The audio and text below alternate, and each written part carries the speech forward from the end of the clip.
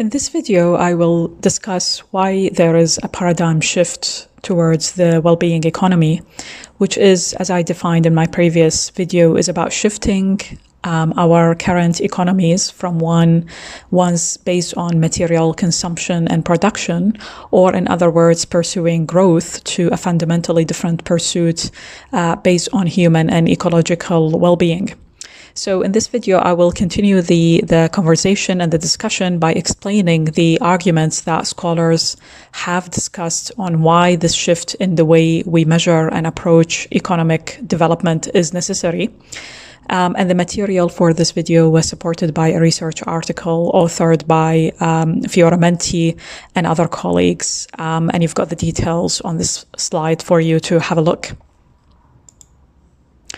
So before I discuss the arguments for having the well-being economy, it is worth mentioning its key components. The well-being economy framework is multidimensional. At the heart of this framework sits a set of 4 key components, which are personal, social, economic, and natural. And importantly, this approach should be adaptable to diverse contexts. I have included some examples of what each component represents, on the slide in the table that you could see, in order to achieve a well-being economy in general. Under personal, we need a work-life balance. Under social, we need community engagement. Under economic, we need localized production. And under natural, we need an urban-rural wild balance.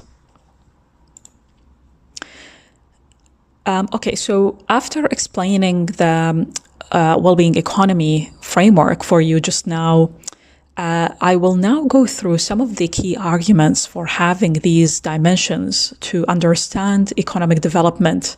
In other words, why we need to go beyond the idea of growth. First of all, improving living standards through more material production and consumption may be needed to improve living standards.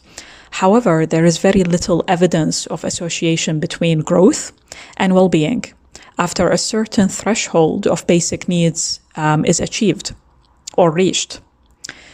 Studies also show that it is possible to decouple economic growth from resource use and emissions because there is an interdependency between the socio-economic system and the biophysical bases resulting in pollution and climate change. Another argument is that we can also achieve a decent living standards for everyone within the ecological boundaries of the biosphere if we use new approaches to production and consumption with more equal distribution of income and wealth in the world.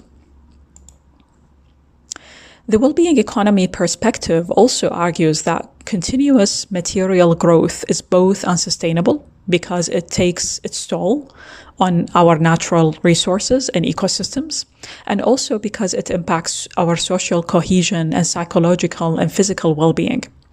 While production chains may be more sustainable, at the same time, the authors argue that this meant more working hours and more waste.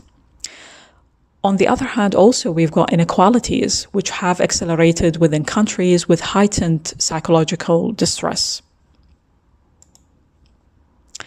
The well-being economy perspective also argues that there are other factors that drive well-being. For example, studies show that the quality of human relations and the living environment are critical determinants of people's health. Greater quality are shown to improve some measures of well-being, including, for example, child development, life expectancy, reducing violence, and improving social cohesion. While care-based and trust-based activities are shown to have a fundamental impact on societal well-being, high levels of social capital are also found to be essential to counter external shocks and further, and also on top of that, ecosystems and what they provide to humans are also found to contribute to our human well-being. So the authors argue that all of these factors have been systematically, unfortunately, excluded from the conventional ways to measure and understand economic development and growth. And as a result of that, industrial activities were pursued blind to well-being. So in other words, economic growth has ignored human and ecological well-being. Now, the well-being economy approach goes beyond material growth. Because it recognizes, protects, and promotes other contributors, including the natural, social, and human capital that underlie and also underpin well-being. Those of the well-being economy approach that I've read argue that development can no longer be measured by indicators like the gross domestic product or GDP, because GDP just adds the market value of material production and consumption. Instead, they argue for having a multidimensional approach, the one I discussed earlier in the second slide that I showed. This approach measures the state of natural ecosystems, collective health outcomes, life expectancy, public trust, and the quality of our social relations. So this way we shift how we see economic development. For instance, improving the quality of work and better work-life balance impacts the economy positively, while a production process would have a negative economic impact if it negatively affects people's health or the environment. And because of that, the well-being economy approach, it sees local customized production as being more efficient than economies of scale and mass production, if it reduces, of course, any negative social and environmental impacts like waste and concentrate profits and employment within the local community instead of going, globalized. Another key argument for the well-being economy by scholars is how productivity is looked at. So productivity of conventional jobs need to be reassessed. This is what they argue, because there are other ways that humans can be productive in the form of, for example, if you volunteer, if you are a parent, by being a citizen, participating in other ways, like citizens' jury, and so on, by being a friend. Fundamentally, this approach shifts how we view jobs and what humans do. So the well-being economy, it looks at productivity in a different way than the growth paradigm. Now, the authors also made specific arguments about why the use of GDP is an issue. Because GDP sees natural ecosystems as only useful to the economy when we exploit them and sell their produce in markets. In this process, we ignore what they naturally offer us, humans and the world, including climate regulation, natural fertilization, soil regeneration, and many, many other natural processes. The use of GDP also ignores healthy social practices like work-life balance, how much time each of us spend at work, healthy food consumption, and reducing pollution and addressing inequalities. By contrast, it tends to view medical expenditure, how much we spend on medical care, as positive, even if it relates to poor health, stress, and the spread of preventable diseases. Effectively, the existing economic growth ideology rewards failure because it sees spending that deals with avoidable damage as a positive thing, as opposed to a negative thing.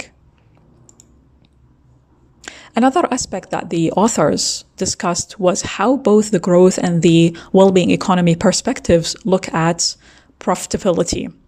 From a growth point of view, profitability comes from the economic output exceeding the market costs of production and is measured only in terms of capital investment and labor.